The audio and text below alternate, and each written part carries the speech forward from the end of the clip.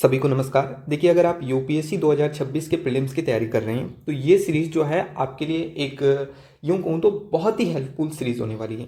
क्योंकि इस सीरीज़ में हम क्या करेंगे, हम हर सब्जेक्ट के एक टॉपिक को उठाएंगे एंड पिछले जो 12 से 13 सालों में उस टॉपिक से जो प्रश्न पूछे गए हैं उनको कवर करेंगे। अब देखिए, इससे क्या होगा कि अगर आपने वो टॉपिक कवर कर लिया है तो वो आपके लिए हेल्पफुल रहेगा ही। क्यों? क्योंकि फिर आपको पता चल जाएगा कि आपकी तैयारी हुई है या नहीं हुई है, क्योंकि आपको एक ही वीडियो में उस टॉपिक से जुड़े हुए पिछले वर्षों के प्रश्न मिल जाएंगे। और अगर आपने उस टॉपिक को नहीं पढ़ा है एंड आप पढ़ने जा रहे हो तो इससे क्या होगा कि आपको ये देखने को मिल जाएगा कि इस टॉपिक में आपको कहाँ कितना डीप पढ़ना है, ताकि ये पता चल जाएगा कि हाँ, इस टॉपिक में इन बातों से प्रश्न पूछे जाते हैं। ठीक है, तो हम सबसे पहले जो है पॉलिटी में जो है प्रेसिडेंट टॉपिक को स्टार्ट कर रहे हैं, राष्ट्रपति को। तो आप अपनी बुक से पढ़ सकते हैं इसको एंड देन इसके बाद में इस वीडियो को देख सकते हैं, या फिर पहले भी इस वीडियो को देख सकते हैं अगर आप 2026 या फिर 2027 की भी तैयारी कर रहे हैं। तो मैं इस वीडियो को जो है प्री से पहले अपलोड करने वाला था, लेकिन फिर मैंने सोचा कि मैं 25 के प्री के पेपर को भी इसमें इंक्लूड कर लेता हूं। ठीक है, तो अब इस वीडियो को स्टार्ट करते हैं अपने पहले प्रश्न से। तो ये जो प्रश्न है ये 2018 में पूछा गया है। ठीक है, इस प्रश्न में पूछा गया है कि भारत के राष्ट्रपति के निर्वाचन के संदर्भ में निम्नलिखित कथनों पर विचार कीजिए। जो पहला कथन है वो कह रहा है कि प्रत्येक एमएलए के वोट का जो मूल्य होता है वो अलग अलग राज्य में अलग अलग होता है। तो ये कथन बिल्कुल सही है। क्यों है वो मैं अभी एक्सप्लेन करूंगा। ठीक है ना। एंड दूसरा कथन कह रहा है कि लोकसभा के सदस्यों के वोट का मूल्य राज्यसभा के सदस्यों के वोट के मूल्य से अधिक होता है। तो ये कथन बिल्कुल गलत है। तो यहां पर जो ऑप्शन ए है वो सही होगा। अब ऐसा क्यों? तो देखो, जो पहला कथन कह रहा है कि एमएलए के वोट का मूल्य अलग अलग राज्य में अलग अलग होता है, तो इसके लिए अब जब आप निर्वाचन को पढ़ोगे प्रेसिडेंट के, तो आर्टिकल 54 में साफ साफ जो फॉर्मूले दिए गए हैं कि जो राज्य के जो है ना कुल जनसंख्या है, राज्य की कुल जनसंख्या, ठीक है, कुल जनसंख्या, एंड आपको उसको डिवाइड करना है राज्य में जो एमएलए की कुल निर्वाचित संख्या है, एंड इसको जो है ना इसको आपको मल्टीप्लाई कितने से करना है, मल्टीप्लाई करना है 1/1000 से। ठीक है, तो यहां पर क्या पता चलता है, यहां पर पता चलता है कि हर राज्य की जनसंख्या समान नहीं है।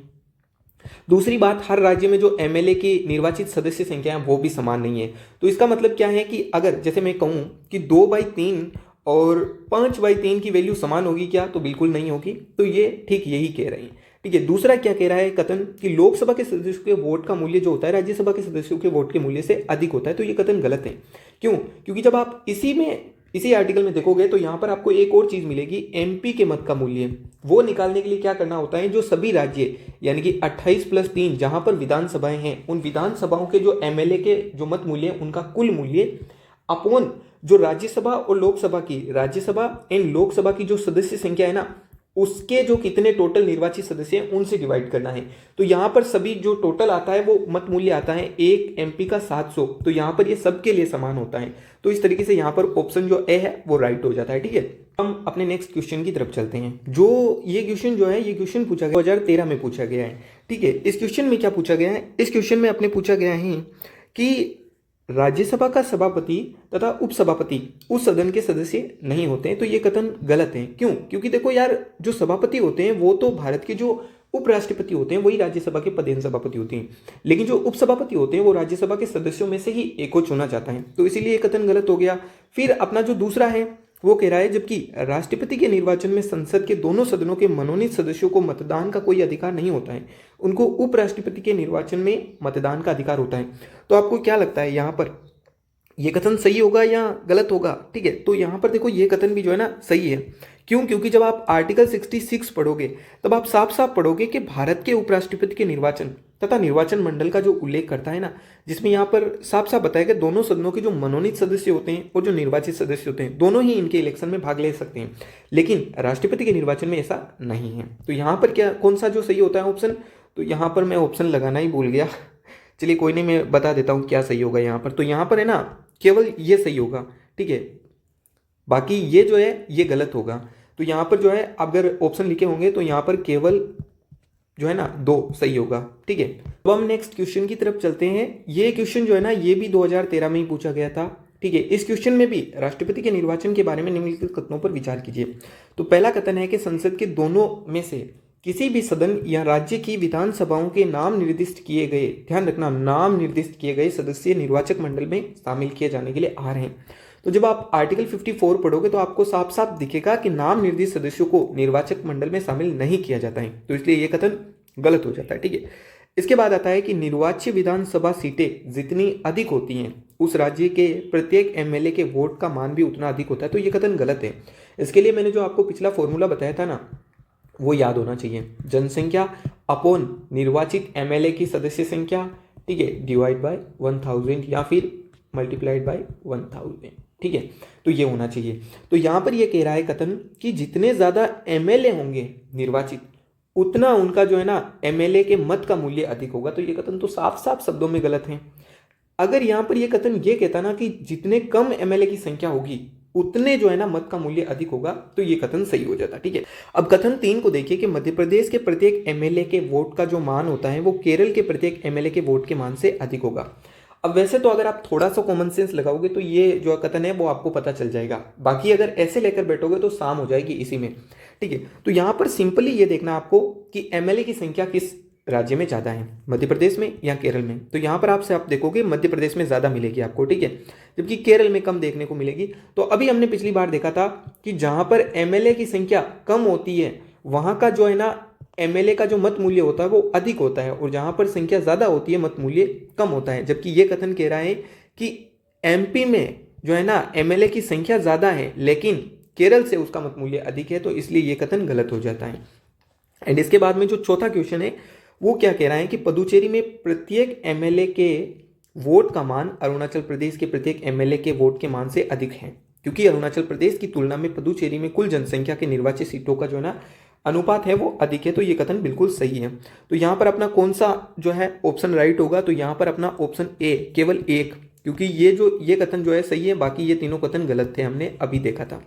अब इसके बाद में नेक्स्ट क्वेश्चन की तरफ चलते हैं। ठीक है, तो ये जो प्रश्न है ये प्रश्न अपना 2023 में पूछा गया था। इस प्रश्न में साफ शब्दों में लिखा गया है कि यदि भारत के राष्ट्रपति का निर्वाचन भारत के उच्चतम न्यायालय द्वारा शून्य घोषित कर दिया जाता है तो ऐसे विनिश्चय की तिथि से पूर्व राष्ट्रपति के पद के कर्तव्यों के निष्पादन में राष्ट्रपति के द्वारा किए गए सभी कृत्य अविधि मान्य हो जाते हैं। सिंपली ये कथन ये कहना चाहता है कि मान लीजिए कि कोई राष्ट्रपति का निर्वाचन हो गया था, लेकिन उसके बाद में उच्चतम न्यायालय ने जो है उस इलेक्शन को जो है उस निर्वाचन को अवैध घोषित करार दिया। अब लेकिन उससे पहले राष्ट्रपति महोदय ने यानी कि जो इनका निर्वाचन अवैध घोषित किया गया था उन्होंने कुछ कर्तव्य कर दिए, कुछ कार्य कर दिए, तो क्या वो कार्य भी अवैध हो जाएंगे? तो यहां पर यह कथन गलत है, क्योंकि जब आप आर्टिकल 71 पढ़ोगे तो वहां पर साफ साफ लिख रखा है कि अगर राष्ट्रपति या उपराष्ट्रपति के निर्वाचन से संबंधित कोई भी मुद्दा होता है तो वहां पर उच्चतम न्यायालय का निर्णय अंतिम होता है। लेकिन यहां पर राष्ट्रपति के द्वारा किए गए जो कर्तव्य होंगे उनको अवैध घोषित जब नया राष्ट्रपति चुनाव निर्वाचित होंगे तो वही कर सकते हैं। यहां पर उच्चतम न्यायालय द्वारा उनके कृत्यों को जो है अवैध घोषित नहीं किया जा सकता। ठीक है, दूसरा कथन क्या कहता है कि भारत के राष्ट्रपति के पद के लिए निर्वाचन इस आधार पर मुलतवी किया जा सकता है कि कुछ विधानसभाएं विघटित हो गई हैं और उनके निर्वाचन अभी होने शेष है, तो ये कथन भी गलत है।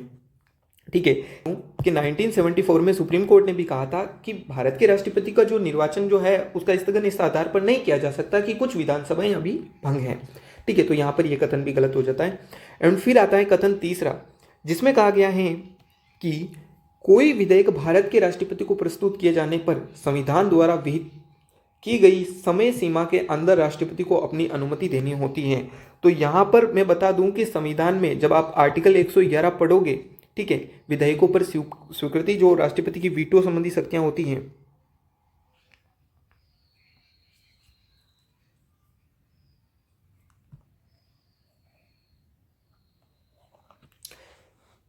एंड फिर कथन 3 देखें तो यहां पर कहा गया है कि कोई विधेयक भारत के राष्ट्रपति को प्रस्तुत किए जाने पर संविधान द्वारा विहित की गई समय सीमा के अंदर राष्ट्रपति को अपनी अनुमति देनी होती है। तो यहां पर यह कथन भी गलत है, क्योंकि संविधान में राष्ट्रपति के लिए कोई समय सीमा नहीं दी गई है। ठीक है, जब आप आर्टिकल 111 पढ़ोगे तो यह चीज आपको देखने को मिल जाएगी। ठीक है,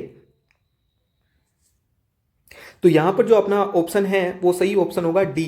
यहां पर तीनों में से कोई भी कथन सही नहीं था। ठीक है, अब इसके बाद हम नेक्स्ट क्वेश्चन की तरफ चलते हैं। तो ये जो प्रश्न है ये प्रश्न अपना 2014 में पूछा गया है। ठीक है, तो यहाँ पर इस प्रश्न में कह रखा है कि निम्नलिखित कथनों पर विचार कीजिए। पहला कथन कह रहा है राष्ट्रपति भारत सरकार का कार्य अधिक सुविधापूर्वक किए जाने के लिए और मंत्रियों में उक्त कार्यों के आवंटन के लिए नियम बनाएंगे। तो ये कथन बिल्कुल सही है, क्योंकि जब आप आर्टिकल 77 पढ़ोगे तो वहां पर ये आपको देखने को मिल जाएगा। एंड इसके बाद में सेकेंड कथन क्या कह रहा है?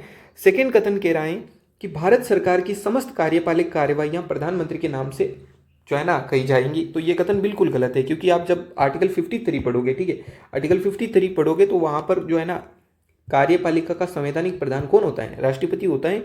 और सारी जो भी समस्त कार्यपालिका जो कार्यवाहियां होती हैं वो प्रधानमंत्री के नाम पर नहीं होकर राष्ट्रपति के नाम पर होती हैं। तो इसीलिए यहाँ पर कथन जो है वो केवल एक सही है, तो इसीलिए ऑप्शन ए सही हो जाएगा। ठीक है, इसके बाद जो अपना नेक्स्ट क्वेश्चन है, ये क्वेश्चन 2017 में पूछा गया है।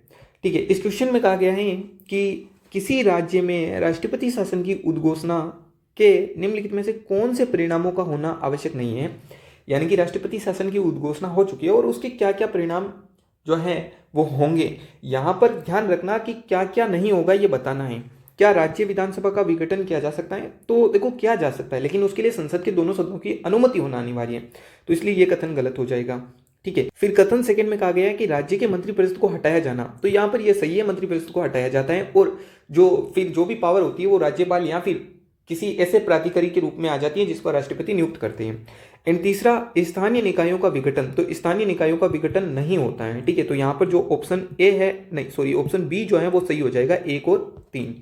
के बाद नेक्स्ट क्वेश्चन की तरफ चलते हैं, जिसमें ये कहा गया है, ये क्वेश्चन देखो आपका 2018 में पूछा गया है। ठीक है, जहाँ पर ये कहा गया है कि यदि भारत का राष्ट्रपति संविधान के अनुच्छेद 356 के अधीन यथा उपबंधित अपनी शक्तियों को जो है किसी विशेष राज्य के संबंध में प्रयोग करता है तो क्या होगा? तो उस राज्य की विधानसभा स्वतः भंग हो जाएगी? नहीं होगी।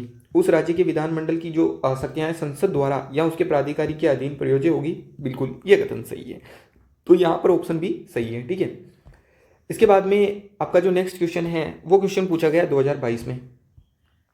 यहाँ पर पूछा गया है कि किसी संविधान संशोधन विधेयक को भारत के राष्ट्रपति की पूर्व सिफारिश की अपेक्षा होती है। तो यहाँ पर यह कथन गलत है, संविधान संशोधन विधेयक को भारत के राष्ट्रपति की पूर्व जो है ना सिफारिश की आवश्यकता नहीं होती है। ठीक है, जब कोई संविधान संशोधन विधेयक भारत के राष्ट्रपति के समक्ष प्रस्तुत किया जाता है तो भारत के राष्ट्रपति के लिए बाध्यकारी है कि वे अपनी अनुमति दें।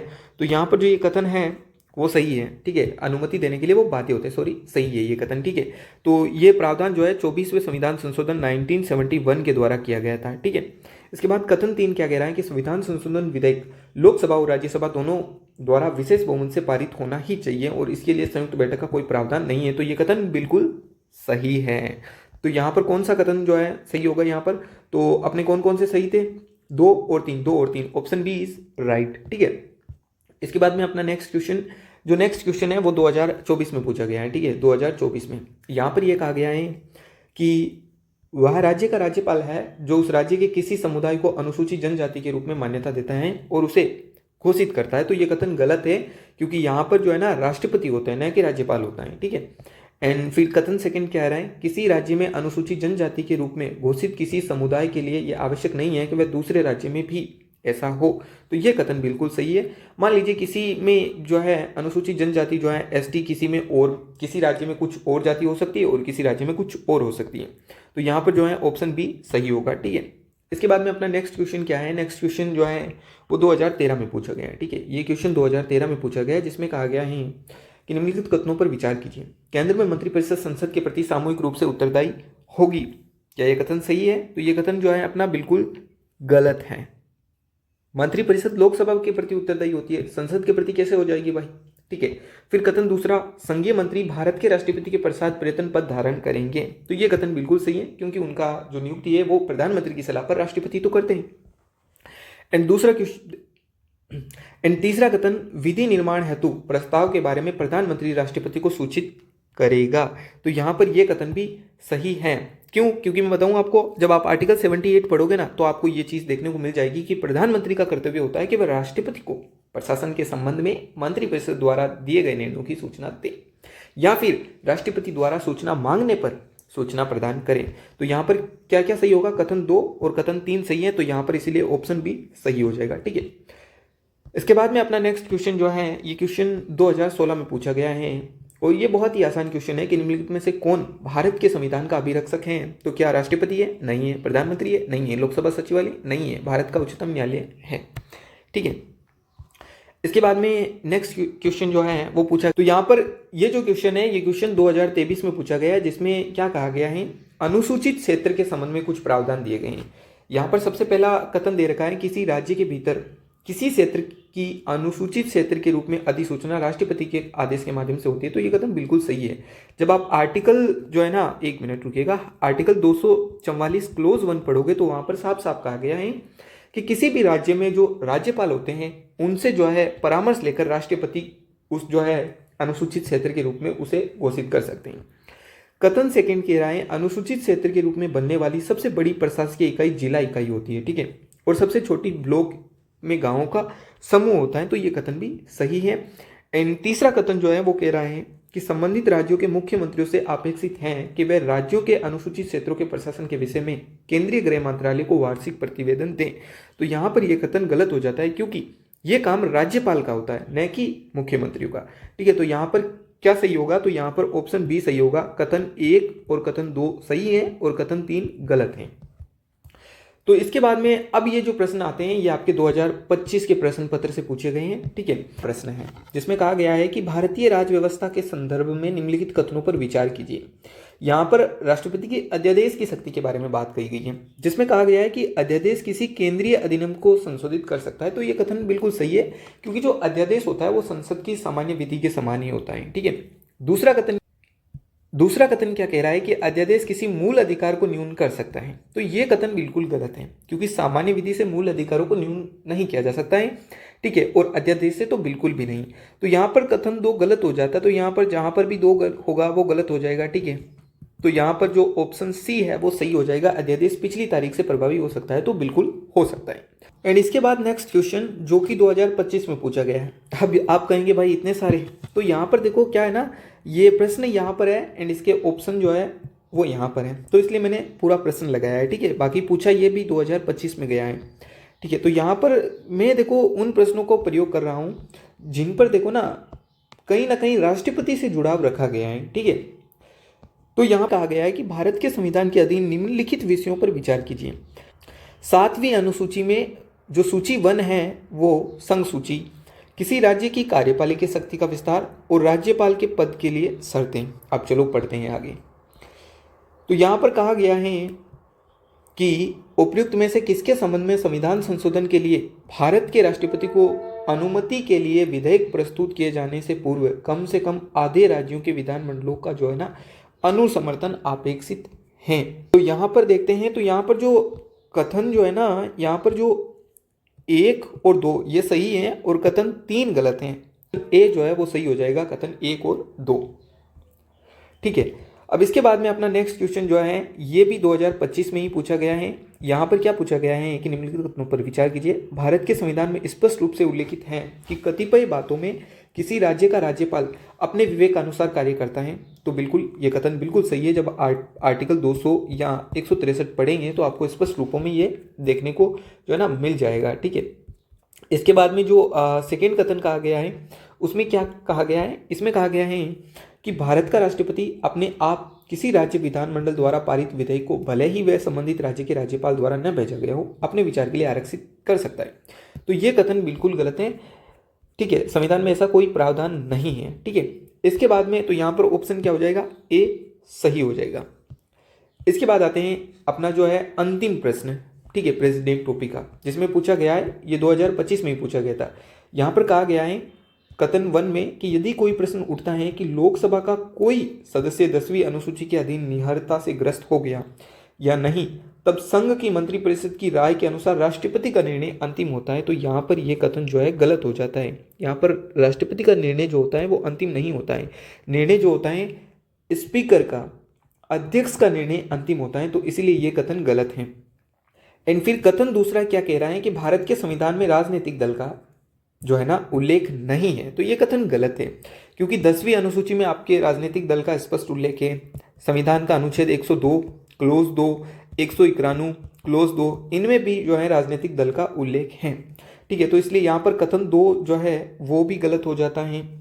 तो यहाँ पर कथन 1 भी गलत था एंड कथन 2 भी गलत है। तो इसीलिए न तो 1 और न ही सेकेंड यहाँ पर सही होगा। तो इसीलिए दोनों कथन जो है गलत हो जाएंगे, ऑप्शन डी सही हो जाएगा। तो इस तरीके से ये अपना जो है प्रेसिडेंट टॉपिक कंप्लीट होता है। एंड मैं आपसे यही कहूँगा, देखिए मेरा पहला वीडियो था, इसलिए हाँ शायद कुछ ऊपर नीचे हो सकता है, लेकिन मैं जो है धीरे धीरे ये प्रयास करूँगा मेरी तरफ से बेहतर करने का, ठीक है। बाकी अगर आप लोग कुछ फीडबैक देना चाहते हो तो वो आप कमेंट कर सकते हो।